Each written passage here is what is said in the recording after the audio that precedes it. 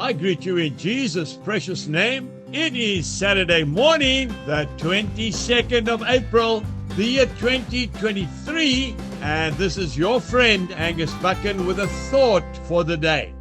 We start off in the book of Acts, chapter 10 and verse 34. Then Peter opened his mouth and said, "In truth, I perceive that God shows no partiality."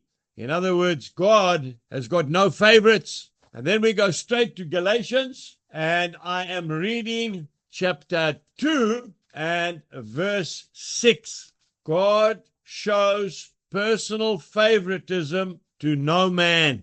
I want to say to you today, maybe you're feeling that there's nothing you can do for the Lord. Maybe you're feeling a bit washed up. Maybe you've made a couple of mistakes in your life and you feel that the Lord's closed the door. He's written you off. He can't use you. That is a lie from the pit of hell. God will use anyone who puts up his hand for Jesus. God used Moses. Moses was a murderer. Moses couldn't speak. He stuttered. And yet God used him to bring the people of Israel out of captivity. What about Peter, the big fisherman? 3 times, not once, 3 times he denied that he knew the Lord. And yet the Lord still used him to head up the early church. When I was a new believer, I used to often say to the Lord, "Lord, why don't you use celebrities and famous people and rich people to preach the gospel? Much more people will come to Christ that way. Why didn't you use Pharaoh to be your ambassador? Why didn't you use Caesar from Rome to tell people about Christ?" And I felt the Holy Spirit say to me, because there is no room for me in their lives. The celebrities are so busy with their own plans and visions. There's no room for me, Angus. But I will use nobodies.